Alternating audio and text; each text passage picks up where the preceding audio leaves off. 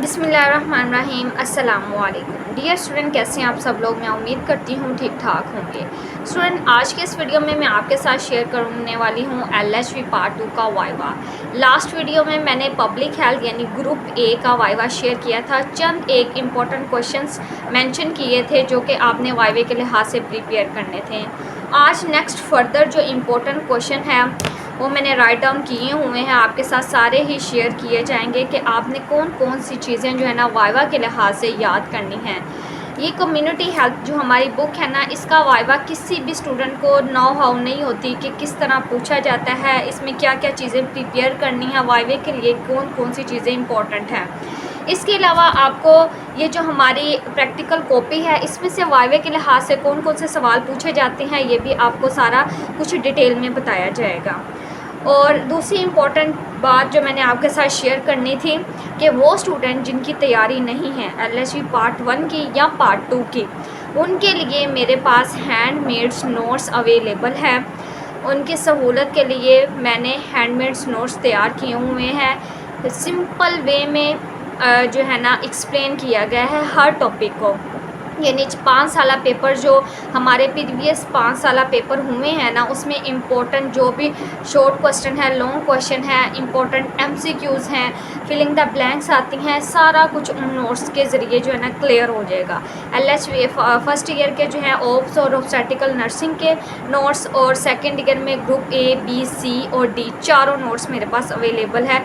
और इंग्लिश साथ आपने फर्स्ट ईयर वाली FSC वाली फर्स्ट ईयर और FSC second year second part में करनी होती है।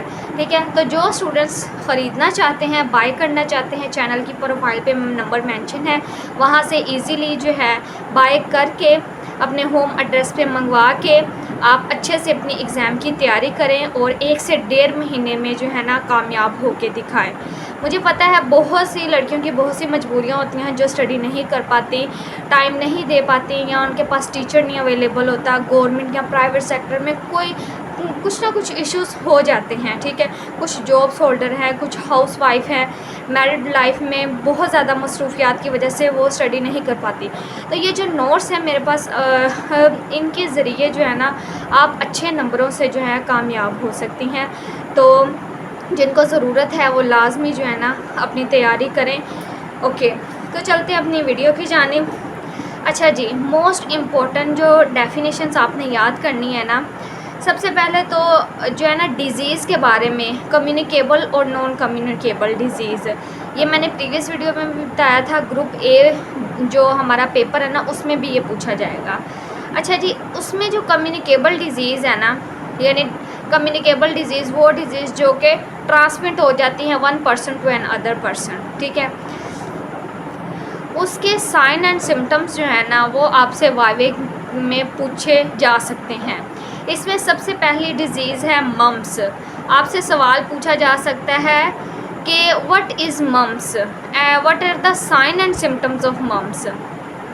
मम्स एक ऐसी बीमारी है जिसमें ये जो हमारे ग्लैंड है ना, गले में जो ग्लैंड है जिसको हम पैराटाइड ग्लैंड बोलते हैं, ये क्या हो जाते हैं, स्वेल हो जाते हैं, इनलार्ज हो जाते हैं। ये इसकी डेफिनेशन है। इंग्लिश में आपने इसको खुद अपने वर्डिंग में करके सुनाना है। आपको कॉन्सेप्ट दे रही हूँ कि मम्स की डेफिनेशन जो है ना ये है, मम्स का साइन एंड सिम्टम ये है। ठीक है, अच्छा जी, दूसरी इम्पोर्टेंट जो क्वेश्चन है ना वो ये है कि वो कौन सी डिज़ीज़ है जिसमें फेस के ऊपर रैशेस फर्स्ट अपीयर होते हैं, यानी पूरे जिस्म में से फेस के ऊपर जो है ना फर्स्ट रैशेस अपीयर होंगे, उसके बाद जो है ना जिस्म के किसी दूसरे हिस्से के ऊपर रैशेस अपीयर होंगे। तो वो डिज़ीज़ है मीज़ल्स एंड रूबेला। ये 2 नाम आपने याद रखने हैं। मीज़ल्स एंड रूबेला ऐसी बीमारी है जिसमें फर्स्टली जो रैशेस है ना वो स्किन के ऊपर अपीयर होंगे। ठीक है, मीज़ल्स बोलते हैं खसरे के दाने वगैरह, ठीक है, रूबेला भी इसे ही बोलते हैं। अच्छा जी, तीसरा important questions, which disease that the rashes first appears on trunk. वो कौन सी डिज़ीज़ है जिसमें जो है रैशेस सबसे पहले ट्रंक यानी हमारी बॉडी के ऊपर अपीयर होते हैं। तो वो डिज़ीज़ है चिकन पॉक्स। ठीक है, चिकन पॉक्स आपको पता ही है कि ये भी बच्चों को अमूमन जो है ना लाइफ में एक दफ़ा जो है ना चिकन पॉक्स स्मॉल पॉक्स ज़रूर निकलते हैं, क्योंकि ये हमारे जिस्म के अंदर जो है ना इम्यूनिटी एक दफ़ा जब इसका वायरस अंदर चला जाता है तो ये इम्यूनिटी खुद ब खुद क्रिएट कर देते हैं, उसके बाद ये नहीं होते। ठीक है, तो ये चिकन पॉक्स है जिसमें ट्रंक के ऊपर जो है रैशेस फर्स्ट अपीयर होते हैं। ओके जी, रेबीज़ किसे वो बोलते हैं? What are rabies, what are the sign and symptoms of rabies, इस तरह करके आपसे क्वेश्चन पूछा जा सकता है। तो रेबीज़ एक ऐसा वायरस है जो कि जानवर की राल में होता है। ठीक है, जानवर की जो थूक होती है ना, लाइक डॉग, ठीक है, ख़ुसूसन इसमें डॉग को इंक्लूड किया गया है, उसकी राल के अंदर ये रेबीज़ वायरस मौजूद होता है। और जब ये डॉग जो है वो इंसानी जिस्म को काटता है तो ये इंसानों के अंदर जो है वो कन्वर्ट हो जाता है, ट्रांसमिट हो जाता है। ठीक है, तो इसके बारे में आपको पता होना चाहिए। अच्छा जी, कुछ ऐसी डिज़ीज़ है जिसका ट्रांसमिशन फैक्टर वो पूछते हैं, जो आपकी वाइवा वाली मैडम है ना, वो आपसे पूछेंगी like what are the transmissions factors of TB, यानी टीबी जो है, ट्यूबरक्लोसिस जो मर्ज है, जो हमारे लंग्स की एक बीमारी है, वो किस तरह से एक पर्सन से दूसरे पर्सन में जो है ना वो ट्रांसमिट होती है। ये कम्युनिकेबल डिजीज़ की मैं आपको बात कर रही हूँ, जो पहले भी आपको मैंने बताई है। तो ये ड्रॉपलेट इन्फेक्शन है। ड्रॉप्स यानी सिंपल माइनर सा ड्रॉप्स भी होगा ना कहीं पे भी, तो उसके ज़रिए दूसरे पर्सन में इजीली ये ट्रांसमिट हो जाता है। ठीक है, टीबी इतनी ख़तरनाक बीमारी है। अच्छा जी, दूसरी जो डिज़ीज़ है वो आपसे पूछ सकते हैं कि कौन सा रूट है डेसेंट्री का। डेसेंट्री यानी लूज़ मोशन, पेचेस वगैरह का कौन सा रूट है जिसके ज़रिए जो है ना दूसरे पर्सन में ये ट्रांसमिट होता है? तो ये है जी फिकल ओरल रूट। ठीक है, फिकल ओरल रूट के ज़रिए जो है ना डेसेंट्री एक पर्सन से दूसरे पर्सन में ट्रांसमिट होता है। इसके अलावा हेपेटाइटिस बी जो है ना वो सेक्स और ब्लड के कॉन्ट्रैक्ट से जो है ना एक पर्सन से दूसरे पर्सन में ट्रांसमिट होता है। ब्लड लाइक आपको एग्जांपल देती हूँ कि किसी जो टीबी के पर्सन ने जो है ना हेपेटाइटिस बी वाले पर्सन ने, सॉरी टीबी कह रही हूँ, हेपेटाइटिस बी वाले पर्सन ने अगर कॉम्ब की गया है या उसके किसी भी जिस्म के हिस्से पर ब्लड है, ठीक है, तो वो किसी भी ऑब्जेक्ट को टच करता है या फिर डायरेक्ट कांटेक्ट करता है, सेक्स करता है, ठीक है, तो उसके ज़रिए दूसरे पर्सन में जो है ना वो ट्रांसमिट हो जाएगा। अच्छा जी, इसके अलावा है हेपेटाइटिस ए। हेपेटाइटिस ए किसके ज़रिए जो है वो ट्रांसमिट होता है? इसका रूट ऑफ ट्रांसमिशन क्या है? फिकल ओरल रूट है। ये भी हेपेटाइटिस ए जो है ना वो फिकल ओरल रूट के ज़रिए ट्रांसमिट होगा। अच्छा जी, इसके अलावा ये जो डिज़ीज़ है डिफ्थीरिया एंड वुपिंग, ठीक है, डिफ्थीरिया और वुपिंग कफ, काली खांसी जो है, ये किसके ज़रिए ट्रांसमिट होती है एक पर्सन से दूसरे में? ये भी ड्रॉपलेट इन्फेक्शन, यानी ज़रा सा स्नीजिंग और ज़रा सी जो है ना कफिंग के ज़रिए जो है ना ड्रॉप्स इन्फेक्शन के गिरें और वहाँ से किसी पर्सन ने उसको टच किया, यानी किसी ऑब्जेक्ट के ऊपर लग गए हैं, तो वहाँ से ये ट्रांसमिट इजीली हो जाएगा। ठीक है, अब हम आ जाते हैं इस कॉपी के ऊपर। कुछ ये सवाल है, नेक्स्ट इंशाल्लाह मैं आपके साथ मज़ीद जो है वो क्वेश्चन शेयर करूँगी। ये मैंने राइट डाउन किए हुए हैं, सारे वन बाय वन जो है ना आपके साथ शेयर किए जाएंगे। आज मैंने हाफ़ ही किए हैं क्योंकि वीडियो बहुत ज़्यादा लंबी हो जाती है फिर। अच्छा जी, इसके अलावा जो मैंने आपको नोट्स बताए हैं, मेरे पास नोट्स के साथ ही ये प्रैक्टिकल कॉपीज़ जो है ना ये भी अवेलेबल है फुल फॉर्म में। कंप्लीट जो है ना तैयार कॉपियाँ मेरे पास मौजूद है।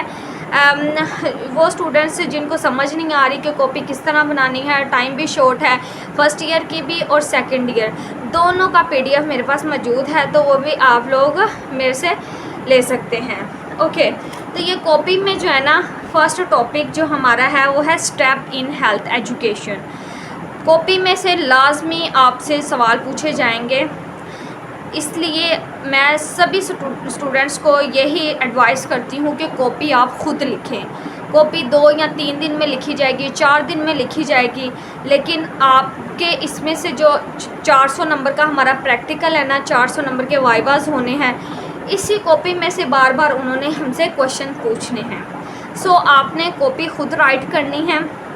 अच्छा जी, steps in health education. Health education की सबसे पहले तो आपको डेफिनेशन आनी चाहिए, ठीक है। उसके अलावा स्टेप्स जो है ना हेल्थ एजुकेशन के 3 स्टेप है, जिसमें फर्स्ट है नॉलेज, एटीट्यूड और स्किल प्रैक्टिस। ये सवाल लॉन्ग भी बहुत इंपॉर्टेंट है, लॉन्ग पॉइंट ऑफ व्यू से ये पास पेपर में भी आ चुका है और ये हमने प्रैक्टिकल कॉपी पे भी मेंशन करना है, ठीक है। फर्स्ट आपने ये याद करना है वाइवे के लिहाज से। अच्छा जी, दूसरा मोस्ट इम्पॉर्टेंट वाइवे का क्वेश्चन है 7 areas of health education. Health education के 7 एरियाज़, हेल्थ एजुकेशन की डेफिनेशन सबसे पहले, उसके बाद 7 एरियाज़ में पहला एरिया है असेसमेंट, प्लानिंग, कम्युनिकेटिंग। अच्छा जी, इसके अलावा है implementing, evaluating and administrate and serve, ठीक है। ये 7 एरियाज़ हैं हेल्थ एजुकेशन के।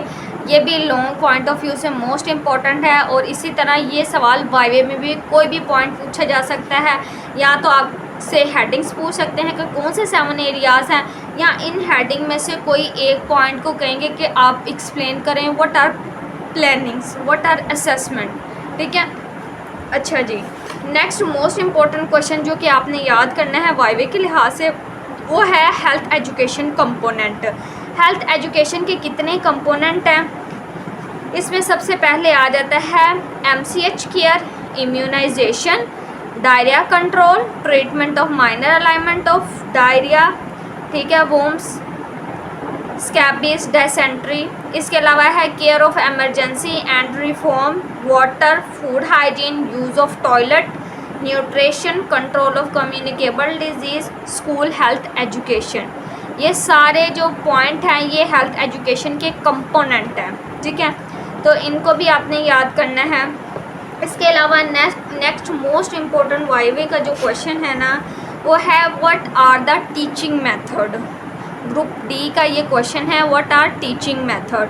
टीचिंग मेथड की डेफिनेशन और टीचिंग मेथड के कुछ पॉइंट्स हैं, ठीक है। इसमें सबसे पहले हैं counselling, meeting, demonstrations, lecture, discussion, brainstorming है, बुक सेशंस, रोल प्ले, ठीक है। इसके अलावा है क्वेश्चनिंग, इंटरव्यू, यानी टीचिंग मेथड किसे कहते हैं और टीचिंग मेथड में क्या क्या काम किए होता है, ये सारा कुछ। अच्छा जी, लेक्चर वेरी इंपॉर्टेंट वाइवे के लिहाज से है और ये शॉर्ट और लॉन्ग जो है ना, ये हमारे एग्ज़ाम से हवाले से मोस्ट इम्पॉर्टेंट है। What is lecture? Lecture like जैसे मैं आपको लेक्चर दे रही हूँ या आपको कोई भी टॉपिक्स जो है ना, एक टॉपिक उठाती हूँ उसको समझाती हूँ, तो लेक्चर के एडवांटेजेस क्या है, लेक्चर की डेफिनेशन, लेक्चर को किस तरह प्रिपेयर करते हैं, ठीक है, ये सारी चीज़ें आपको पता होनी चाहिए, ठीक हो गया। अच्छा जी, नेक्स्ट मोस्ट इम्पॉर्टेंट क्वेश्चन है डिस्कशन। डिस्कशन यानी दो लोगों के दरमियान किसी भी टॉपिक के ऊपर जो है ना, discussion the methods of cooperations, problems solving the activities where the problem is solve by raising it up. अच्छा जी, प्रॉब्लम को सॉल्व करने के लिए हम एक दूसरे से डिस्कशन करते हैं, ऐसा ही है।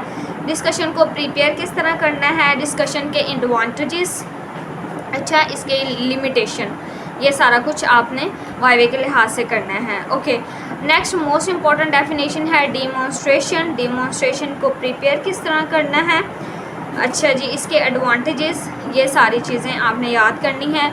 What is brainstorming, preparation, advantages. Okay, ये दो चीज़ें आपने याद करनी है। बुज सेशन की डेफिनेशन, प्रिपरेशंस और एडवांटेजेस। नेक्स्ट रोल प्ले की जो है डेफिनेशन, प्रिपरेशंस और एडवांटेजेस करनी है। नेक्स्ट हमारा इंशाल्लाह शुरू हो जाएगा पार्ट 2, ये वाला फील्ड विज़िट। तो फील्ड विज़िट जो है नेक्स्ट वीडियो से मैं स्टार्ट करूँगी इंशाल्लाह। बाकी ये जो सारे सवाल जो मैंने आपको बताए हैं, इनको आपने अच्छे से प्रिपेयर कर लेना है, ये आपके वाइवे के लिहाज से बहुत इम्पोर्टेंट है। कॉपी जैसे जैसे चेक होगी, इसमें से आपसे जो है वो इम्पोर्टेंट क्वेश्चंस भी पूछेंगे, इसलिए आपको ये एडवाइस किया गया है कि कॉपी खुद राइट करें। जितना आप खुद लिखेंगे उतनी आपको अच्छी समझ आएगी। किसी से करवाएंगे और एग्ज़ाम देने चले जाएंगे, वाइवा देने चले जाएंगे तो आप बिल्कुल ब्लैंक होंगे, आपको नहीं पता कि मैंने कॉपी में क्या लिखा है। आप खुद लिखेंगे तो आपको ज़्यादा अच्छी समझ आएगी। Thank you so much for watching my video. Next video तक के लिए अल्लाह हाफिज़। अपना ख्याल रखें और दुआ में याद रखें। बाकी आपको जहाँ भी मेरी सपोर्ट की ज़रूरत हुई मैं सपोर्ट करने को तैयार हूँ। नोट्स के हवाले से, वाइवे के हवाले से, ईच एंड एवरीथिंग। आपको LHV के बारे में गाइड अगर चाहिए तो ये चैनल आपके लिए बेस्ट है।